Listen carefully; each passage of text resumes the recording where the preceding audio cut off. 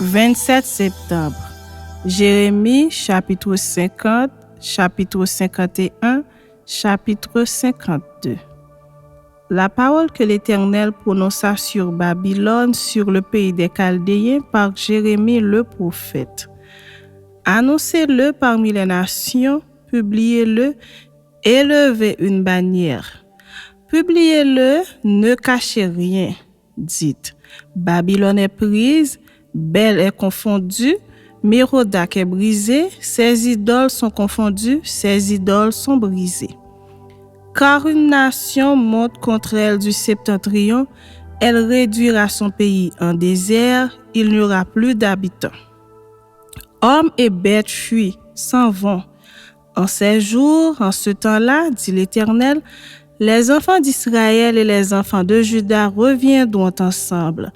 Ils marcheront en pleurant et ils chercheront l'Éternel leur Dieu. Ils s'informeront du chemin de Sion, ils tourneront vers elle leur regard. Venez, attachez-vous à l'Éternel par une alliance éternelle qui ne soit jamais oubliée. Mon peuple était un troupeau de brebis perdus. Leurs bergers les égaraient, les faisaient errer par les montagnes. Elles allaient des montagnes sur les collines, oubliant leurs bercailles. Tous ceux qui les trouvaient les dévoraient. Et leurs ennemis disaient, « Nous ne sommes point coupables, puisqu'ils ont péché contre l'Éternel, la demeure de la justice, contre l'Éternel, l'espérance de leur père. » Fuyez de Babylone, sortez du pays des Chaldéens et soyez comme des boucs à la tête du troupeau.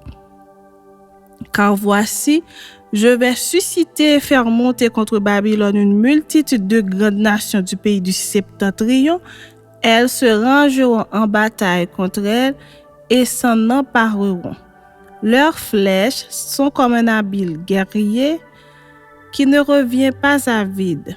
Et la Chaldée sera livrée au pillage, tous ceux qui la pilleront seront rassasiés, dit l'Éternel. Oui, soyez dans la joie, dans l'allégresse, vous qui avez pillé mon héritage. Oui, bondissez comme une génisse dans l'herbe, hennissez comme des chevaux fougueux. Votre mère est couverte de confusion, celle qui vous a enfanté rougit de honte. Voici, elle est la dernière des nations. C'est un désert, une terre sèche et aride. À cause de la colère de l'Éternel, elle ne sera plus habitée, elle ne sera plus qu'une solitude. Tous ceux qui passeront près de Babylone seront dans l'étonnement et siffleront sur toutes ses plaies. Rangez-vous en bataille autour de Babylone, vous tous archers, tirez contre elle, n'épargnez pas les flèches, car elle a péché contre l'Éternel. Poussez de tous côtés contre elle un cri de guerre, elle tend les mains. Ses fondements s'écoulent, ses murs sont renversés. Car c'est la vengeance de l'Éternel. Vengez-vous sur elle, faites-lui comme elle a fait. Exterminez de Babylone celui qui sème et celui qui manie la faucille au temps de la moisson. Devant le glaive destructeur, que chacun se tourne vers son peuple, que chacun fuit vers son pays. Israël est une brebis égarée que les lions ont chassée. Le roi d'Assyrie l'a dévoré le premier, et ce dernier lui a brisé les os, Nebuchadnezzar, roi de Babylone. C'est pourquoi ainsi parle l'Éternel des armées, le Dieu d'Israël. Voici, je châtierai le roi de Babylone et son pays, comme je châtiai le roi d'Assyrie. Je ramènerai Israël dans sa demeure, il aura ses pâturages du Carmel et du Basan, et son âme se rassasiera sur la montagne d'Éphraïm et dans Galahad. En ces jours, en ce temps-là, dit l'Éternel, on cherchera l'iniquité d'Israël et elle n'existera plus, le péché de Juda et il ne se trouvera plus. Car je pardonnerai au reste que j'aurai laissé. Monte contre le pays doublement rebelle, contre ses habitants et châtie-les. Poursuis, massacre, extermine-les, dit l'Éternel, exécute entièrement mes ordres. Des cris de guerre retentissent dans le pays et le désastre est grand. Et quoi? Il est rompu, brisé, le marteau de toute la terre. Babylone est détruite au milieu des nations. Je t'ai tendu un piège et tu as été prise, Babylone à l'improviste. Tu as été atteinte, saisie, parce que tu as lutté contre l'Éternel.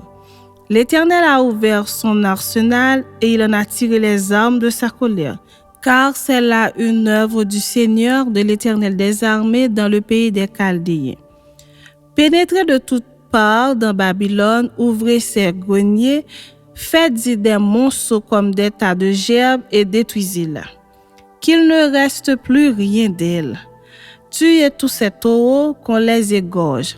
Malheur à eux, car leur jour est arrivé, le temps de leur châtiment. Écoutez les cris des fuyards de ceux qui se sauvent du pays de Babylone pour annoncer dans Sion la vengeance de l'Éternel notre Dieu, la vengeance de son temple. Appelez contre Babylone les archers, vous tous qui maniez l'arc, campez autour d'elle, que personne n'échappe, rendez-lui selon ses œuvres. Faites-lui entièrement comme elle a fait, car elle s'est élevée avec fierté contre l'Éternel, contre le Saint d'Israël. C'est pourquoi ces jeunes gens tomberont dans les rues et tous ces hommes de guerre périront en ce jour, dit l'Éternel.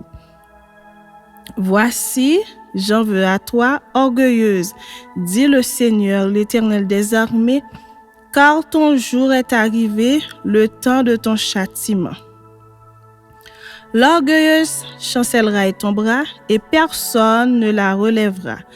Je mettrai le feu à ces villes, et il en dévorera tous les alentours.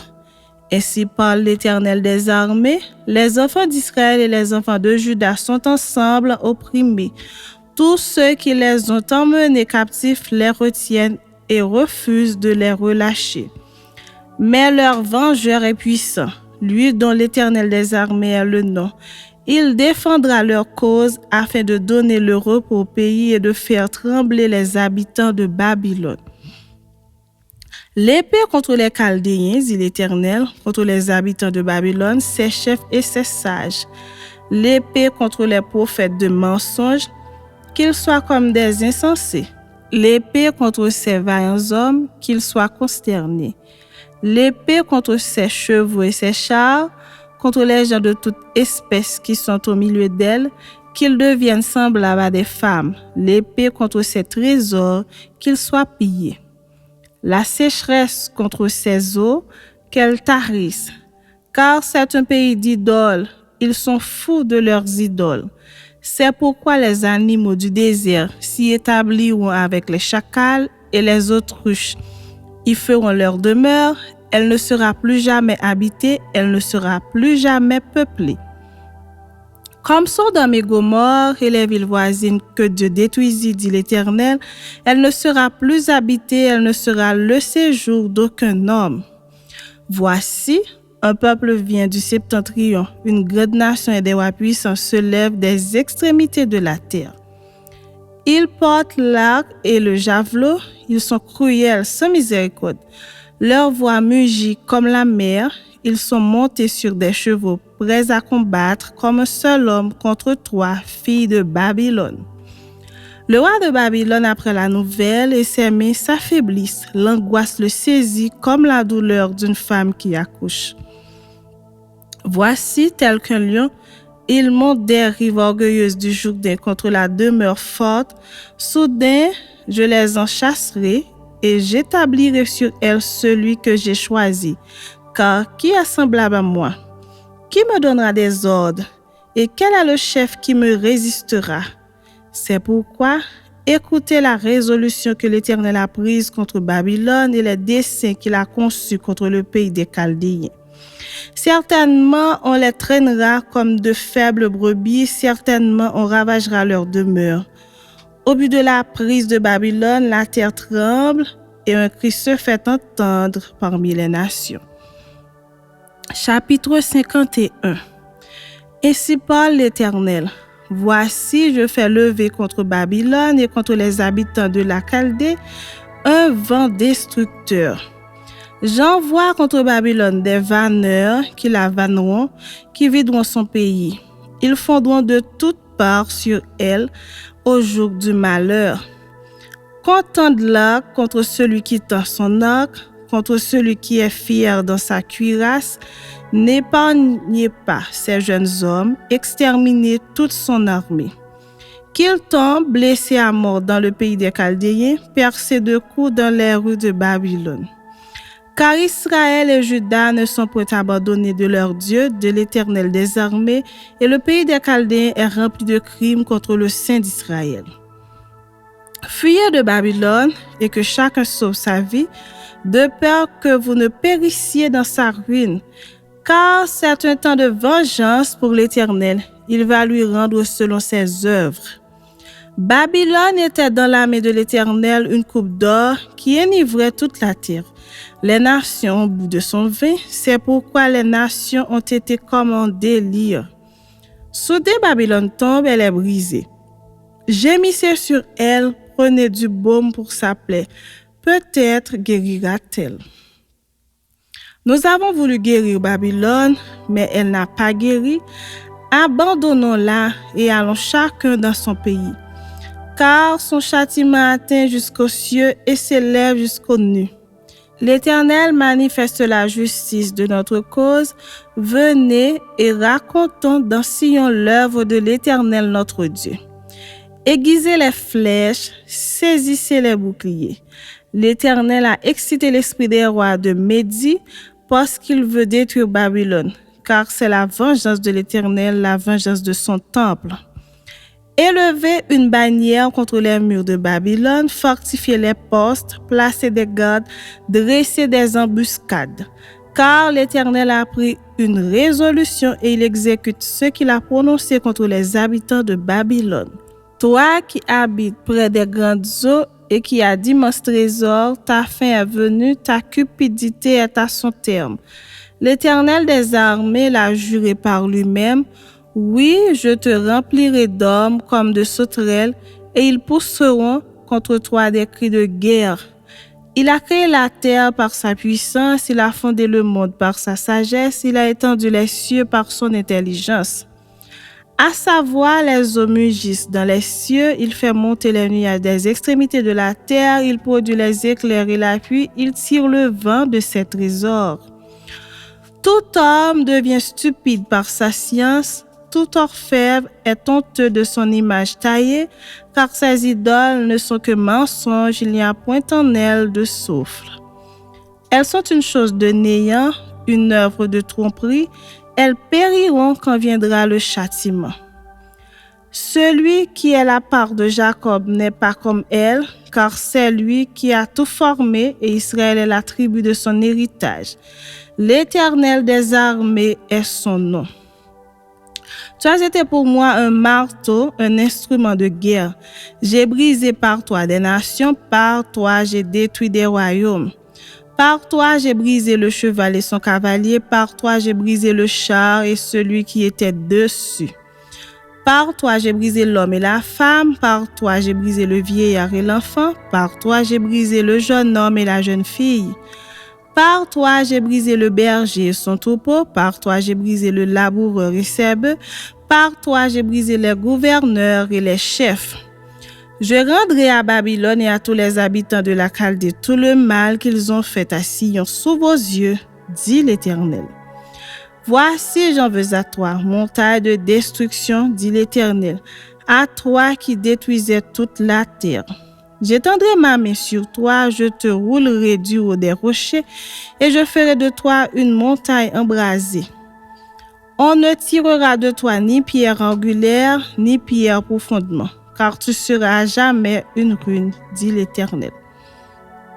Élevez une bannière dans le pays, sonnez de la trompette parmi les nations, préparez les nations contre elles, appelez contre elles les royaumes d'Ararat, de Mini et d'Ashkenaz, établissez contre elles des chefs. Faites avancer des chevaux comme des sauterelles hérissées. Préparez contre elles les nations, les rois de Médie, ses gouverneurs et tous ses chefs, et tout le pays sous leur domination. La terre s'ébranle, elle tremble. car le dessein de l'Éternel contre Babylone s'accomplit. Il va faire du pays de Babylone un désert sans habitants. Les guerriers de Babylone cessent de combattre, ils se tiennent dans les forteresses. Leur force est épuisée, ils sont comme des femmes. On met le feu aux habitations, on brise les barres.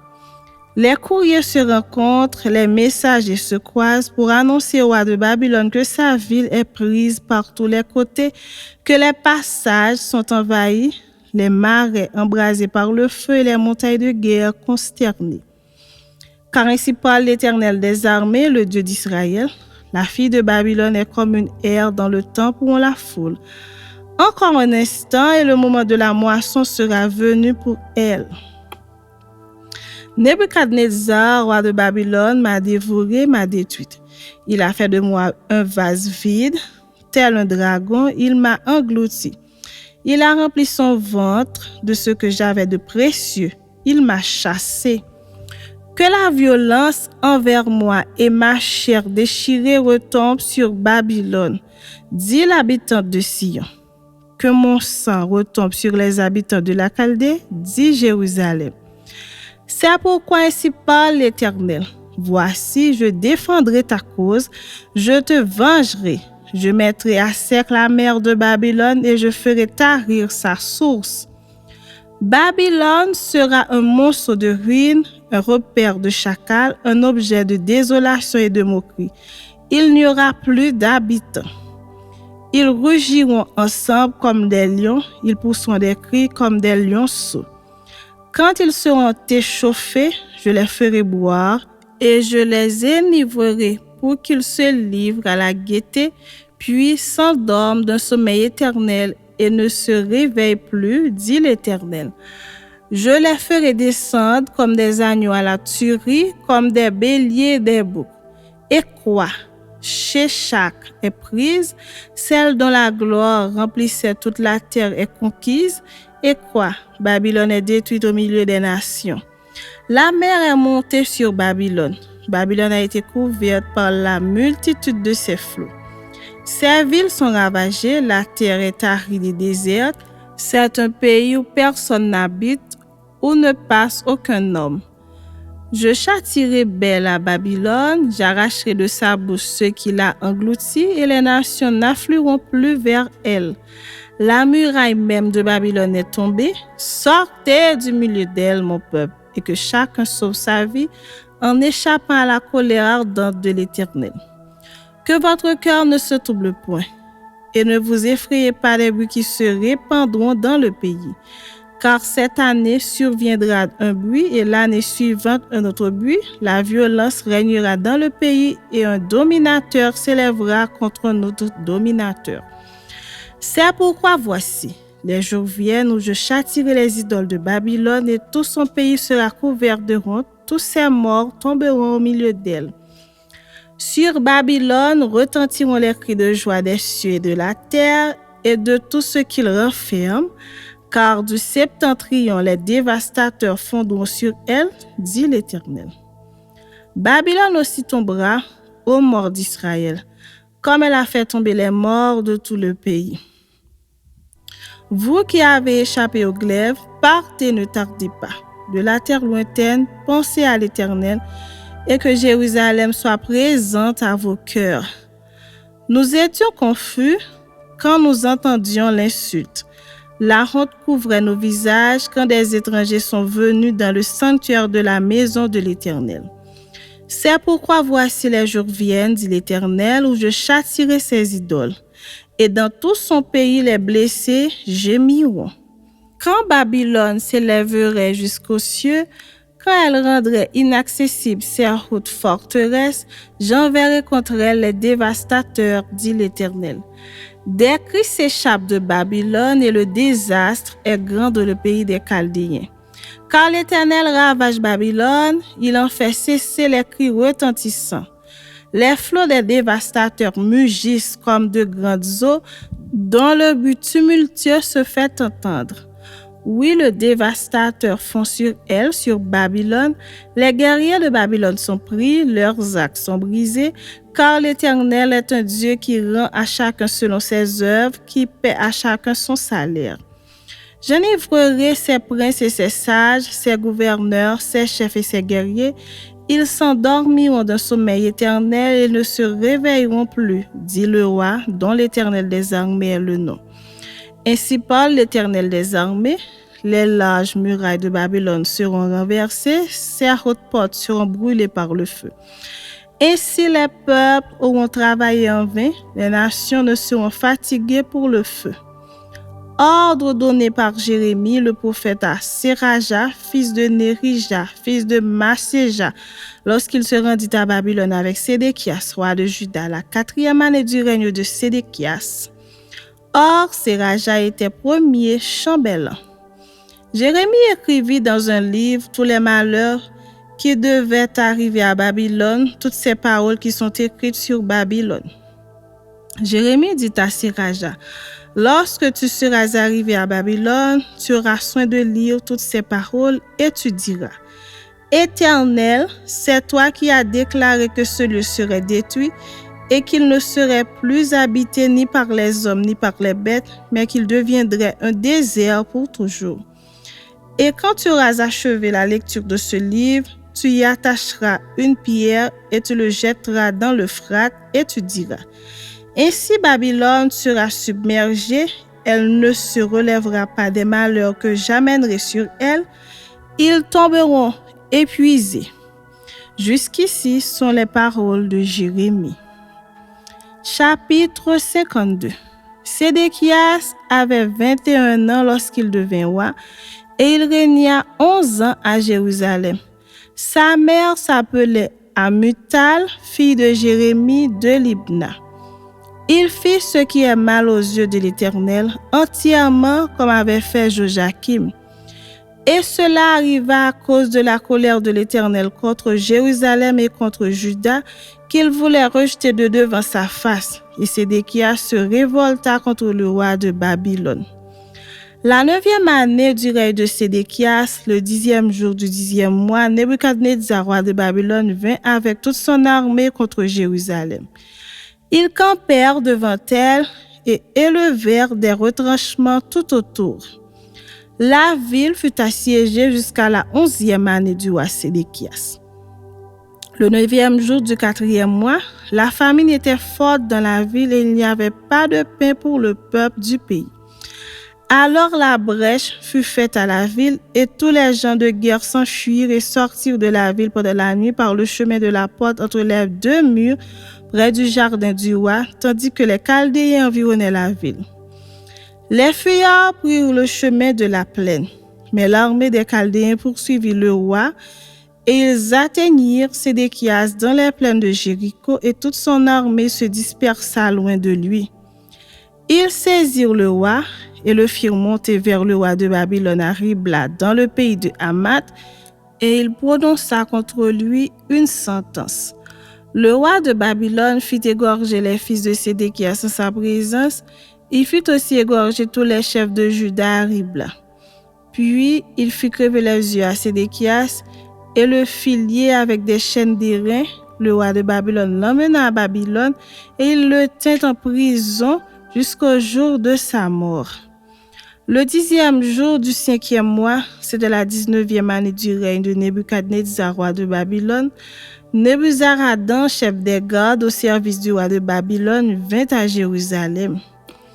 Il brûla la maison de l'Éternel, la maison du roi et toutes les maisons de Jérusalem. Il livra au feu toutes les maisons de quelque importance. Toute l'armée des Chaldéens, qui était avec le chef des gardes, démolit toutes les murailles formant l'enceinte de Jérusalem. Nebuzaradan, chef des gardes, emmena captif une partie des plus pauvres du peuple, ceux du peuple qui étaient demeurés dans la ville, ceux qui s'étaient rendus au roi de Babylone et le reste de la multitude. Cependant, Nebuzaradan, chef des gardes, laissa comme vignerons et comme laboureurs quelques-uns des plus pauvres du pays. Les Chaldéens brisèrent les colonnes d'airain qui étaient dans la maison de l'Éternel, les bases, la mer d'airain qui était dans la maison de l'Éternel, et ils en emportèrent tous les reins à Babylone. Ils prirent les cendriers, les pelles, les couteaux, les coupes, les tasses et tous les ustensiles d'airain avec lesquels on faisait le service. Les chefs des gardes prirent encore les bassins, les brasiers, les coupes, les cendriers, les chandeliers, les tasses et les calices, ceux qui étaient d'or et ceux qui étaient d'argent. Les 2 colonnes, la mer et les 12 bœufs d'airain qui servaient de base et que le roi Salomon avait fait pour la maison de l'Éternel. Tous ces ustensiles d'airain avaient un poids inconnu.